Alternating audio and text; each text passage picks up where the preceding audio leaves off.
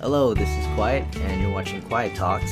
And it's been a few weeks since the Switch presentation happened, and I actually want to put out my thoughts. I want to give you the good, the bad, and the ugly. This is completely my opinion, so please don't take this offensively, or, if you disagree, that's totally fine. So, start off with the good. March 3rd release date, along with Zelda Breath of the Wild as the launch title. I think that's good. A lot of people were hearing a lot of leaks that it was going to be released at March 17th or 25th. I'm not really sure, I actually forgot. But people were really convinced that it was gonna happen because all these leaks were pretty accurate. And to find out that it was actually going to be March 3rd is a lot sooner. So we're pretty much gonna have the Switch by practically a month from now. Portability. I think it is fantastic that we'll be able to play a console game and take it on the go pretty much. It's pretty unique in terms of an idea. I think this is pretty much what the Wii U was supposed to be, but they actually found a way to actually make it work. So I think the one thing that I really like about the Switch, you'll be able to record with the Switch, and I'm really happy about that. Because the 3DS, you would have to mod it, and that would cost like an arm and a leg to do, and it's gonna be a lot easier to be able to record and stream, so it's great. Splatoon 2. I am super excited for Splatoon 2 as a game that's gonna come out in the summer. I love the first game, and they're bringing back some or most weapons and changing up the subs and giving new specials. I'm really excited. New maps. Seems like there's gonna be new stories with Octolings, and for some reason, Callie's not in there. I have a feeling there's gonna be some focus on that. They're Callie's not there. She's probably kidnapped or something. Mario Kart 8 Deluxe. They didn't show this off at the presentation too much. They showed off maybe clips of this, but after the presentation was done, there was a trailer, and wow, I am excited. There's gonna be battle mode. They're bringing back battle mode. Battle mode was actually still in the game, but it was reusing stages, which was terrible because it's huge. The stages are huge, and it's like a giant loop, and I think that was just a bad idea, and it was lazy of them. But they're bringing back legit battle mode, so I'm really happy. Along with all the DLC courses, a few more characters like King Boo, Inklings, they're coming in, and that's awesome. No more heroes. They teased a little bit of that. They had a picture. Unfortunately, the translator was he was falling asleep. He was just becoming a snore. He was I don't know what happened with him, but the fact that No More Heroes is coming back, that's great. That's really good news. Xenoblade 2. So, I have not played Xenoblade. I don't know much about it. I'm just really excited. I don't know why. I just saw the trailer and I was just like, wow, this looks fantastic. I want to play it. I'm not too crazy about the cel-shaded look, but for some reason it just looks pretty freaking awesome. Fire Emblem's gonna be on the Switch. Fire Emblem Warriors, and I believe there's going to be a new Fire Emblem game as well. So that's something to look forward to. I think Fire Emblem is really popular, especially on the handhelds. So it's good to see that they're putting that back on consoles or the Switch. A big thing that they showed off is Super Mario Odyssey. Mario hasn't had a 3D game since Super Mario Galaxy, and that was pretty much on the Wii. And that's been quite a while. I mean, we had 3D World. It's not the 3D Mario game that people wanted, and just looking at it, just kind of reminds you of maybe Banjo-Kazooie, and I'm like, yeah, this looks pretty good. There's gonna be tons of third-party support. I'm excited about Project Octopath Traveler. It's gonna be the Square's RPG for the Switch, and it looks fantastic. I love the blend of that old pixel style art, yet it's blending in some sort of HD render, and it looks fantastic. I think the art for it looks great. BlazBlue and Shin Megami Tensei, and of course Sega and Sonic Mania and Bomberman. So I'm super excited. Not to mention I think Sonic on the Switch is great. It just reminds me of back in the Sega handheld days.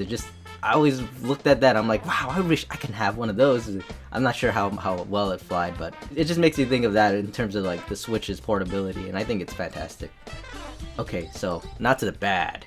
As far as the presentation go, there was a lot of emphasis on the 1-2 switch. I was getting excited. I was like, whoa, maybe this is like some sort of Red Dead Redemption and there's some Western thing going on. And then the scene lasted so long, and I'm like, oh no, this is not gonna be as well as I would like to be. And it became this thing where it's like, it's pretty much a party game, and you don't even need to look at the TV. It's there to tally up the score or something like that. And I don't know how to feel about it, especially because you have to pay for this one. You're gonna have to pay for 1-2 switch. It's not gonna come with it, so it's not the best choice. Then they went on a rant on the HD Rumble, pretty much talking about how, like, oh, look at this, you can feel the ice cubes in this controller and this Joy-Con.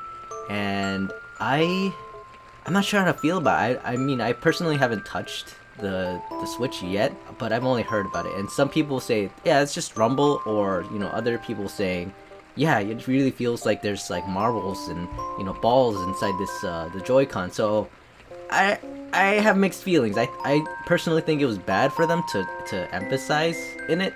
I think it would have been fine to like briefly go over it, but they kind of just had this whole segment talking about it and explaining how cool it is, and it is revolutionary in some sense, but we'll see how it flies in terms of like the games that actually apply it. The cost of the controllers is a big turnoff. It's gonna be $80 for the Joy-Cons, both the Joy-Cons, $70 for the Pro controllers, and $50 per Joy-Con. Yeah. That's steep, that's a lot. I was talking to my friend Hawk, and we both kind of agreed, like, yeah, $40 seems like a reasonable price for these Joy-Cons. But then the more I think about it, the more it makes sense, which I'll talk about later in terms of the price. So the graphics, it's not going to be on par with the PlayStation 4, which in my opinion is kind of bad. It's gonna kind of gimp the system in terms of what third parties could potentially be doing, because when it comes down to it comes down to the quality. Like, if all systems are going to get the same game, it's going to come down to quality, and people would immediately just go with the one that has the best quality. Like, let's just say Kingdom Hearts. This is an example. I'm not saying that Kingdom Hearts 3 is going to be on the Switch. It potentially could, but as far as PlayStation 4 and Xbox One and the Switch, which one would you prefer? It's probably going to be the PlayStation 4, because it's just better. I mean, it's solid, and the fact that it's not on par is a bit of a letdown. Not to say that Nintendo hasn't always been about the graphics, it's always been about the gameplay, but some people make it a big deal, and I just wanted to let it out there. Pay to play. This is going to be the biggest one for me. I think this is the worst thing. I've always praised Nintendo for having free to play online, and the Wii was pretty bad, unless it was Mario Kart. Mario Kart on the Wii was actually really good, but then you got Smash Bros, and that was like pretty bad. And then the Wii U, they kind of upped their game, and I'm really happy about that. I played Smash. I played tons of hours on Smash and Mario Kart and Splatoon, and I enjoyed online very thoroughly. It's kind of sad for me now. If it really depends on the price, because I know they need the money, and if it's gonna be like how PlayStation 4 or pretty much PlayStation 4 does it, I'd be very disappointed with Nintendo. But luckily this is gonna happen in the fall, so we'll see how good this online is gonna be, and by the end of this year probably we're gonna find out how much it's gonna cost. So let's see what happens. As far as the pay to play the game, or pay to play for the Switch, they're gonna be offering a free game for the month for NES and SNES games, but it's only for the month, so that's a bit of a downer. I mean, I guess it's kind of like a rental system, but it would have been nice if they gave like a free game per month. It's not, I mean, come on now, it's not that bad, and anyone could just emulate it. I think it's a bad move, but I guess they just wanted to like kind of give a taste of these games, but these games aren't even like they're not new. I mean, a free demo would have been nice for a month. Here's another thing. As far as the internet goes, online, there's no Ethernet port. So you're probably gonna have to go buy an adapter for that for the Switch, and that's pretty bad. Battery life is gonna last 3 to 6 hours depending on what game you play, and I think it would be like 3 hours if you played Zelda, if this is with the screen and off the dock. So I think that's a little bad, but at the same time you could just probably get a portable battery to just charge it while you're playing on the go. So it's not bad. Now to the ugly. The cost is gonna be $300, and a lot of people are disappointed about this because the leaks pretty much said $250, and a lot of people were happy about that. Like, oh wow, that's a pretty reasonable price. But in my head, I thought, I think it would be $300. I mean, if they're gonna add motion controls, the fact that it's a tablet and it's portable and it's pretty much a console that you can just take around, I think $300 seems pretty reasonable. And I talked to this with Hawk, and we pretty much had this agreement before this presentation happened, and we're just like, oh yeah, look at that, $300. Yeah, I just think that's okay. I think it's fine. At least it's not like $400 like a PlayStation or something. Okay, and another thing, touchscreen. They did confirm that it's going to have touchscreen, and I'm not sure how to feel about that because in this entire presentation they didn't actually show any games with touchscreen. However, I'm kind of happy about that because it looks like they're not gonna shove it down everyone's throats to play games with touchscreen, but it's capable of having it. So I guess that also adds on to why it costs so much, because it's pretty much like an iPad, which isn't bad. It's actually pretty reasonable. I actually want to talk about gyro, and gyro, I know it's kind of like a gimmick that's kind of dead, but at the same time I'm really happy that Nintendo is bringing back gyro for the Switch. Not because I like the party games, but because I like Splatoon with motion. For some reason I cannot play shooters on consoles without a motion control, because it just makes sense to me now. It feels right, getting them 180 turns, it's like fast, looking up and down. It just has really good control, and I can't go back. I tried playing Overwatch for 3 weeks on PS4. It just felt like it was kind of slow and stiff for my taste. Even with the sensitivity raised up, it just feels wrong to me. It just doesn't feel that great. ARMS. Yeah, I want to talk about ARMS. It's gonna be a full price game, and I don't know how to feel about that. It looks like a $20 game to me. I mean, I'm not gonna say that it looks bad. I actually really like this style. It makes me think of like The Incredibles. Kind of like Splatoon as well, and I'm happy. Nintendo's making new things, but it's full price for, I don't know, 5-6 characters. You got Spring Boy, Ribbon Girl, Mummy Master, and some ninja dude, and some robot chick. There's gonna be DLC, I believe, and I don't think that it's worth full price. It looks like a $20 game. I'm not gonna say that it plays terrible. I haven't played it. It looks actually like it'll be fun. It's pretty much like a shooter, except it's just one-on-one with the grabs and all that stuff. It's got fighting game mechanics, but I don't think it's very fun to watch. It'd probably be fun to play. I think what it needs is a spectator mode. Being able to watch these fights looks like it would be fun. When you're watching it, third person view, and you're just like over their shoulders or whatnot, it just doesn't look very exciting to watch. As far as the controllers, I know $80 is a lot, but if you think about it, it's got a lot of technology in these Joy-Cons. There's the Amiibo reader, it's got the HD rumble, it's got this sensor that is able to detect how far you are from the controller. It's got gyro, and not only that, you can take these Joy-Cons out and it becomes 2 controllers pretty much. So if that's how you think about it, it's $40 per Joy-Con.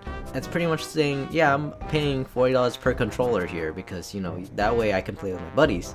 It's not that bad if you think about it like that. I think it's reasonable. There's a lot of technology that goes into it. It's expensive. It's not gonna be cheap, and we don't know how HD Rumble is gonna be yet, so we have to see about that. Okay, as far as Bomberman goes, I'm excited. I'm happy Bomberman's coming back, and it seems like they're going back to their old style. Like, yeah, apparently it was trying to be all edgy in the last game, and I was kind of like, what? Why is this the thing? I guess they're trying to, like, you know, hit the teens or something, but the teens, they didn't want that. As far as Bomberman goes, it's a $50 game right now. The price I got set down, and apparently you can get it for $40 or $30 with Amazon.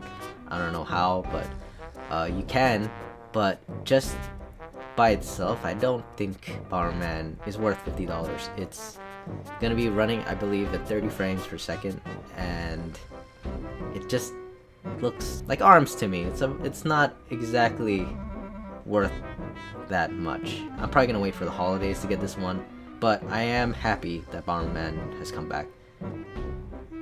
Alright, as far as the presentation and Breath of the Wild, they were really hyping this one up, like towards the end of this presentation, and I was happy, but at the same time they were like, oh, when are we gonna release this one? And then I'm like, oh man, they're kind of milking, like, oh yeah, look how exciting this is, you know, it's gonna come out at launch, and they kind of took a little bit.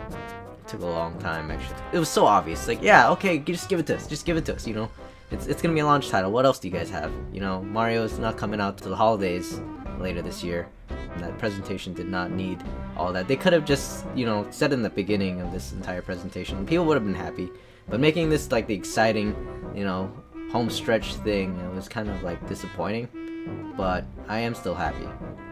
Alright, so with Super Mario Odyssey, I have mixed feelings for this one. I'm happy that they're bringing 3D Mario back, but the style of this new Donk City looks pretty much like New York.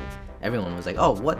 Mario in New York? And then, you know, it's very weird in my eyes, because like he's very colorful, like his colors are very vibrant, and to put him in a very unsaturated world, like, you know, more like our real world, it's very strange, especially because not only that he has that little city area that he can explore, but he has, you know, all the Mario stuff everywhere else, and I'm like, wow, this looks great. And then you go back to the city and I'm like, this is weird, because like now you get to see what he looks like in compared to actual people around him, and he's like short and all that, and he's doing jump ropes and stuff, and I was just like, oh man, I don't know how to feel about this one. I probably just watch someone play, but I am happy that it's coming back, but I'm definitely gonna pass on this one. A lot of people were saying, yeah, Smash is coming to the Switch, and they did not show anything at the presentation. They did not hint anything. You know, it would have been fine if it was just a port of the Wii U with additional stages from like 3DS. I would have been happy. That would have been great. I want to see Corneria back. I want to see that Earthbound stage, the Pokemon stage. I just wanted to see more stages, if anything. I wouldn't even mind if they didn't bring some characters back from like Brawl. But fortunately enough, Reggie spoke recently, or in an article, and he did talk about Smash on the Switch, so it's probably gonna happen. We're probably gonna get some news at E3, and to cover this up, to wrap this up, the Switch has potential. The graphics are good enough to play Skyrim on the go, and that's a great thing. I did talk about how it's not on par with the PlayStation 4, but like I said before, Nintendo isn't always been about the graphics, it's always been about the gameplay. They focus more on the fun, you know? And that's all that really matters. Graphics should not be the first priority. I mean, aesthetics is great, but it takes two. You can't just have a beautiful game with really bad gameplay. You gotta have both. Nintendo has always found a way to mesh it to work. They don't push their graphics, they push their style. I'm really happy about that. And another thing about the Switch is it doesn't advertise itself on gimmicks with the majority of the games that they've presented. The only few games that they showed off this gimmick is like 1-2 Switch. You got the freaking cowboys, you got milking the cow, and all that stuff. And yeah, you know, it's optional. You don't have to pay for this one. You can really skip out on this one. But I have a feeling, just for the sake of having fun, and you know, it's kind of funny, just, you know, idea of like milking a cow. But yeah, it doesn't advertise itself on the gimmicks. Like, yeah, maybe Mario Kart might have motion with the gyro. But I think Nintendo is saying, okay, here's the system, and we're gonna let our developers make the games just the way they want. And if they want gyro or touchscreen or whatever, they have the potential to be able to do that. If people are concerned about how well the Switch is gonna do, I feel like in terms of the potential, it's got a lot of advertisement going on and a lot of hype compared to the Wii U. The Wii U, a lot of people kind of just forgot in the beginning, and people didn't realize that was a system until much later when Mario Kart, Splatoon, and Smash was coming out. They were like, oh, the Wii U is just an add-on to the Wii, right? I don't need that. I can live without it. But it was a console that people forgot about, and I feel like Nintendo has really advertised the Switch, or a lot of people know about it, and there might be a lot of doubt in terms of how well it's gonna do. I feel like it's gonna do strong, not only because of all this advertisement, but because you see the sales or the pre-orders on Switch stuff, like the Pro controllers selling out. Like, I don't understand. And then you got Zelda Breath of the Wild with all the special and master editions that sold out like within minutes once they've put it up. So you got that, and that's great. You know, that means that people are probably gonna play this for sure, and it's got a lot of potential. Last but not least, I feel like this will potentially replace the 3DS. It's a handheld that's limited in some ways, and it's got 2 screens, which is cool, but it's got touchscreen and it's got this 3D technology. But in the end, the Switch is just probably a more solid system to carry around. And yeah, that's my thoughts on this. I'd like to cover more stuff on this Nintendo Switch. I'm gonna do a review when the console comes out, so look forward to that. And thank you guys. Thanks for watching. I'll see you guys around. Peace.